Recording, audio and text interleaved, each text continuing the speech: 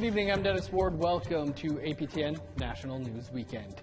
We begin with an exclusive story. When Sarah Morrison gave birth to her first child last month, she left the hospital with empty arms and an empty heart. The Haisla woman says she was turned away, abandoned, and ignored by the healthcare system in British Columbia just when she needed it most. She spoke to APTN reporter Kathleen Martins about her experience. A note of caution, the subject matter may be upsetting for some viewers. Hi, Carly. I decided to make this for you right now. There's your mom. Okay, this is when you're being born. There's Dad. I'll let you see. I don't know how to turn it on because I'm not very good with apples. Ronnie Luft's video diary was supposed to tell a happy story for him and Sarah Morrison and their newborn daughter. Instead, it's now evidence in the Kitimat couple's lawsuit. They're alleging they received negligent medical care and were subjected to racial stereotyping. It began on January 27th at the Kitimat Hospital, where Sarah Morrison, who was overdue by 2 weeks, came after starting to have contractions just before 7 p.m. There she learns that her baby's heart rate is strong. According to their lawsuit, Morrison's pregnancy was uneventful, but the doctor wouldn't admit her. And he said,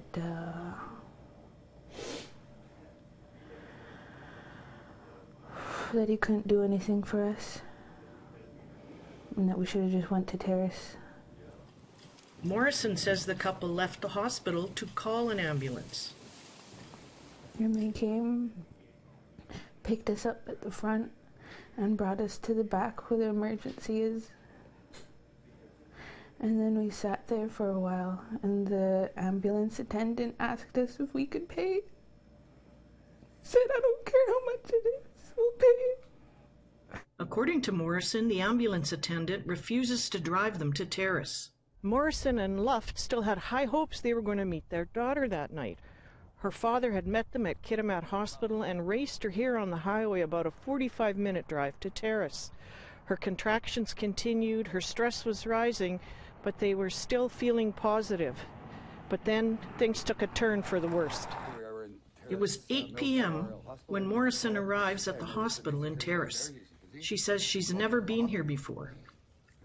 Yet the lawsuit alleges her medical chart contains erroneous information and racial stereotyping, including that she was in an abusive relationship, her parents have diabetes, her parents are alcoholics and recovering from drugs, and that she was depressed. And then they brought us to a room, and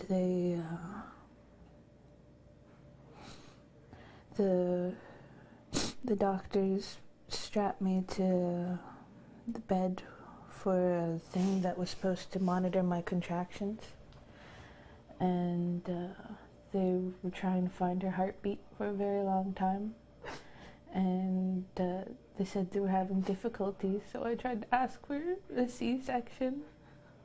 I begged for a C-section, and all the doctor said was that he didn't see the point.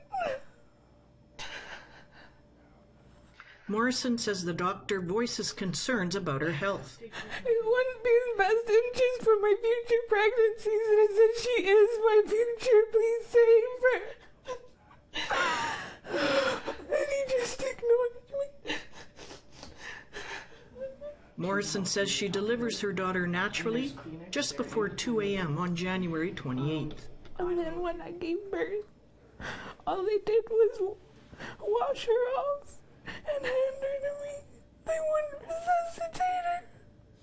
Morrison's mother was present during the birth and again during this interview for support.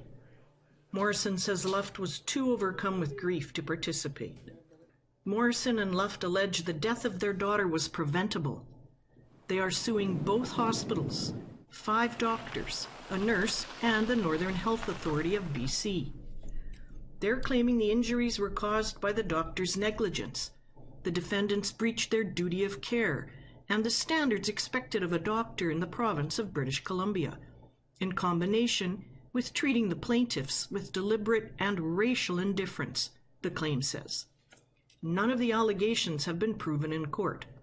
The health authority sent out a statement saying it will look into the allegations of anti-Indigenous racism.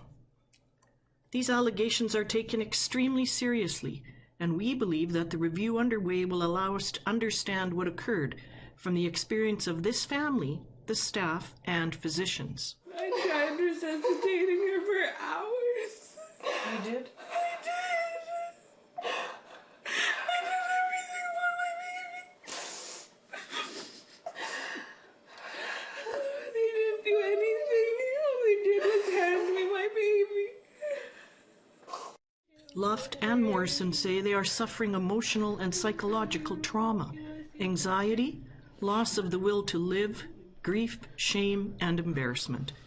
No one has filed a statement of defense yet, and there's no timeline to complete the review into finding out what happened to Sarah Morrison and her baby. Kathleen Martins, APTN National News, Kitimat, BC. A 45-year-old man from Sagkeeng First Nation north of Winnipeg died last Sunday in what was described by RCMP as an incident with corrections staff at the Haisla provincial jail in Manitoba. The altercation happened on February 7th, and the family is calling for an independent investigation to get answers. Daryl Stranger has more. William Walter Amo, an inmate at the Haisla Correctional Centre, died Sunday, February 14th, a week after an incident with correctional officers left him in hospital with life-threatening injuries. Amo's family says he shouldn't have died, and they are calling for those responsible for his death to be held accountable. We will fight to ensure that the guards who did this to Will, and the ones who failed to protect him, are held accountable for their actions and inactions, and we will fight to make sure that no other family has to go through what we are now going through. RCMP Major Crime Services is conducting an investigation, but Amo's family says they cannot be trusted and are demanding an independent investigation be done. We also demand that a truly independent investigation into Will's death be conducted, not by the Winnipeg Police, the RCMP, or the IIU, all of whom have shown that they cannot be trusted to ensure that justice is done. APTN News reached out to Manitoba Justice for comment, which oversees the correctional facility. They provided the following statement. Quote, Manitoba Justice recognizes the seriousness of any death in custody and are conducting an internal review of this incident. The death has been reported to the Office of the Chief Medical Examiner as is required by law. Sagkeeng Chief Derek Henderson says transparency is needed in the investigation. We need to get some answers. I mean, especially when someone is in custodial care, like Corrections Canada, and this happens, we need to see the transparency. We need to see exactly what happened. And for me, that's what it's all about. We lost a band member, a family lost a loved one, and we need to get at the bottom of this. This is, something that we just can't, lay down and just say, you know what, it's just another, Indigenous person gone. The family says their story is all too common and will do what they can to make sure another family does not have to go through what they are. Daryl Stranger, APTN National News, Winnipeg. To Thunder Bay, where relatives of Barbara Kentner, who died after being assaulted with a trailer hitch, say they've lost an irreplaceable loved one, along with a sense of personal safety since her passing. Victim and community impact statements were read earlier this week in a Thunder Bay courtroom as the sentencing hearing for Braden Bushby got underway. Bushby was earlier found guilty of manslaughter in the death of Kentner. The Crown is asking for a sentence of 8 to 12 years. The defense is asking for 4 years in a federal prison minus 1 month. Braden Bushby spoke in court earlier and said, whatever the sentence is, I will carry the guilt for the rest of my life. The judge will deliver her decision on May 4th.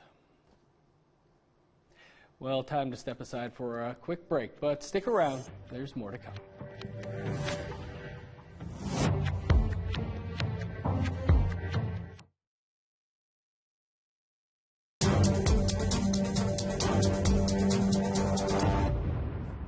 Welcome back. First Nations leaders and critics say despite nearly $2 billion in recent federal investments in on-reserve water systems, communities across Turtle Island are still dealing with major problems. Sources say the blame is in part due to federal policies and the government's failure to keep track of contractors hired to spend those billions upgrading long neglected water systems. A consortium of journalists from APTN News, Global News, the Institute for Investigative Journalism, and various universities interviewed leaders, experts, water operators, and community members over the course of a year-long investigation, and found Ottawa-designed solutions don't always work in First Nations communities. Brittany Hobson explains. 26 years and counting. That's how long Neskantaga First Nation has been on a boil water advisory, the longest in the country. That was supposed to change when the federal government announced in 2015 the OG Creek community in northwestern Ontario would be getting a new water treatment plant. But what followed was years of construction delays, evacuations, and broken government promises. You hate to see your relatives, your children, your future living in this condition, and there seems to be no end. It's one problem after another. During this time, residents have been evacuated twice due to problems with their water supply. So far, the federal government has spent $16.4 million on this one project. But Chief Chris Munoz says residents still can't drink the water. I seen a 3-year-old this spring, while everything was still while there was snow on the ground, the lake was frozen, dragging a sleigh to get reverse osmosis water. That's heartbreaking. When Justin Trudeau was elected in 2015, he promised to eliminate all long-term boil water advisories by 2021. The government has invested in hundreds of projects across the country in order to keep that promise. But some communities allege they are dealing with shoddy work, adversarial relationships with contractors and engineering firms, and a government approach they say prevents them from hiring companies they trust. We are forced to pick the lowest bidders, and then there's cost overruns that we are forced to sign. That a lot of, and just keep going up and up, going higher and higher. In 2017, Kingdom Construction Limited was hired to complete upgrades on Neskantaga's water treatment plant. Kingdom was never able to complete the job because Neskantaga asked them to leave the community in 2019 after ongoing delays. The chief has been tight-lipped about the reasons for the termination, but Munoz has said the government needs to rethink the lowest bid policy. We've always maintained our opposition to that practice. Experts say the federal government's procurement policies for First Nations infrastructure projects puts communities and its residents at risk. Jessica Vandenberg is a Dene engineer and consultant who works with Indigenous communities. She says often the government will only factor in total dollar amounts for projects. There's always issues with the bidding system, and that relates to, rather than putting quality management first, it's lowest cost. And again, for rural communities, the lowest cost may not come from a company that has the trust of the community, nor necessarily puts the community's needs first. NDP MP Charlie Angus has heard from First Nations frustrated with government policies. Indigenous Services Canada does not track issues with engineering and construction companies. When the project fails, the feds walk away. At least they've got themselves a press release saying that the new plant has been built. Meanwhile, water is still failing to come through. If they were doing those investigations, if they were keeping track, we wouldn't end up with these debacles like Neskantaga's. In an online story published in December, APTN and its partners spoke with 4 other First Nations who reported similar problems with Kingdom, including allegations of excessive overcharges, deficient work, and delays, while another community said they had no complaints with Kingdom. At the time, Indigenous Services Minister Mark Miller wouldn't comment on specific companies, but said the crisis in Neskantaga is an acute example of issues with third-party contractors. Niskandiga leadership has demanded an investigation into the business practices of the contractors and engineering firms who have worked on its system. These are investigations that we are willing to support, notably through the initiative of Chief Chris Munias and Niskandiga, to ensure that where we identify mistakes or sharp practices or shoddy work, that doesn't reproduce and cascade from community to community.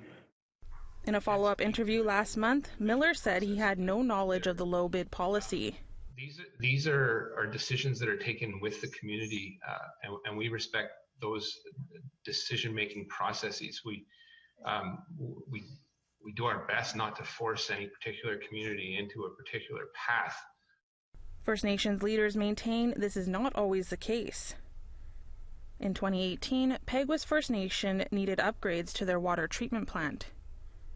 Chief Glenn Hudson says Peguis was forced to go with Kingdom, who was the lowest bidder, despite preferring a local company. So we've been dictated to here by government, and they're not being held accountable when it comes down to the project going off the tracks. They're saying, well, it's you guys' money, it's your project, but they're the ones that steered us in this direction. Hudson claims Indigenous Services Canada threatened to pull the funding in the amount of almost $12 million if they refused to work with the lowest bidder. He estimates the difference between the two bids was about $180,000. A spokesperson from ISK would not confirm if this was the case, instead saying, quote, "The Peguis First Nation water treatment plant and sewage lagoon upgrades project was awarded to the lowest qualified bidder, Kingdom Construction. All bidders, including Kingdom Construction, met all necessary criteria." Kind of puts us between a rock and a hard place. The community asked the company to leave last year due to delays and a communication breakdown. Issues with Kingdom were documented early on. Indigenous Services Canada told the consortium they were aware of issues with Kingdom in other communities prior to its work in Niskandiga, but would not comment on why they kept greenlighting projects for the company. In 2010, the company was hired to build a water treatment plant in Sagkeeng First Nation. Ryan Tababadung, Director of Public Works for the nation, said the community was forced to go with Kingdom. We were basically in the position where if we didn't go with the low bid, then Sagkeeng would be responsible for the additional cost between the two bids. And as a small First Nation, we didn't have own source revenue, a significant amount of own source revenue. Tababadung says they had concerns. After speaking with others who used Kingdom, had expressed difficulties working with the company. It's challenging to be in that situation, knowing that we could encounter difficulties, and ultimately we did. That it could have been avoided. Even though work was eventually completed in 2012, it came in late and over budget, according to Tababadung.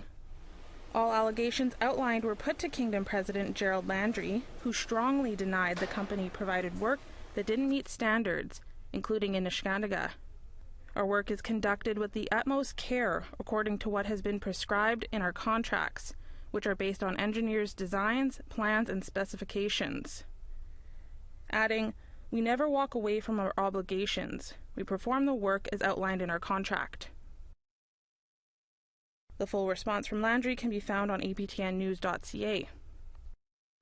Experts believe this issue is not just limited to one company. Angus says unless the federal government makes changes, history will continue to repeat itself. Until they're willing to put those fundamental mechanisms, I mean, this is, again, simple procedures, simple standards, simple oversight, and accountability mechanisms, we're going to see more failures, and we're also going to see hundreds of millions of dollars being spent on projects that don't end up working. In the same interview last month, Miller said he would consider updating the government's strategy on tracking complaints against third-party contractors. As possible, and if it's helpful in ensuring that that people aren't the subject of sharp practices, I'm glad to do that. Leaders and experts continue to say that unless the government takes a look at its top-down policies and colonial roots, then little will change. And in the end, the most vulnerable will pay the price. Access to water is a basic human right, and they're not getting that. And so it's a huge detriment to human health and not just like it's to kids, it's to elders, it's to people, everyday people who are not getting access to clean drinking water. It's tiring. Brittany Hobson, APTN National News. And you can find more on this work by the consortium on our website, aptnnews.ca. We're going to step aside now for one more quick break, but stick around. We've got more to come.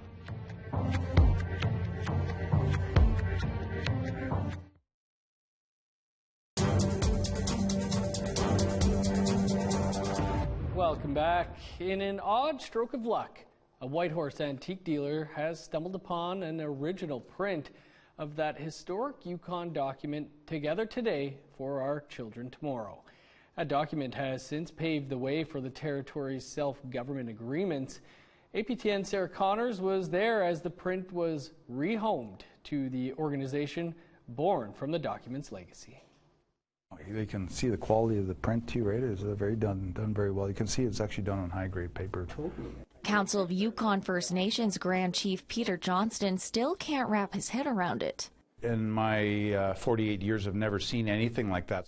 This is an original print of the landmark Together Today for Our Children Tomorrow document. It highlights the frustration Indigenous people had in the 1960s and 70s, while also exploring the future they wanted for their people. We felt it was a good time for us not only to to bring our agenda forward, but equally as important to ensure that we don't get left behind in Indian realities. In 1973, a group of Yukon First Nations leaders were able to convince the federal government to begin a negotiation process for a modern-day treaty, the first in Canada. We're not here for a handout, we're here with a plan, and the plan is in this book. So this is my grandma's niece. 2 years ago, antique shop owner Andrew Cook was shocked when he found the historic print forgotten in a framing shop in Whitehorse. I've been collecting art and antiques my whole life, and seldom opportunities come around where you find something that has such significance. Now he's giving it back to the organization that's based on the document's legacy, the Council of Yukon First Nations. I mean, there's no greater pleasure than to be able to give something that has such power and significance to a community, and to a community that's embraced me. But most of these, gentlemen came straight off the trapline. The print also has special significance for Johnston. Well, my dad was one of the signatories back in the day for Together Today for Our Children Tomorrow. He was the chief of the Teslin Indian Band back in 1970 to 1984. The print's origin still leaves some unanswered questions. There is somewhat of a mystery. Where did it come from? What did they use this to promote that day in Ottawa? The print will now be displayed in CYFN's conference room, where it's here to stay. For us to get a piece of history come back to CYFN, I think it's not only monumental, but now we can share it, like I said, and promote it for the next generation to enjoy as well. It now is a part of, like I said, a part of CYFN, and it's good for it to be home. Sarah Connors, APTN National News, Whitehorse. What a great find. That's all the time we have for your APTN National News this weekend. For news anytime, you can visit our website, aptnnews.ca. Dennis Ward, thanks for tuning in. Enjoy the rest of your weekend.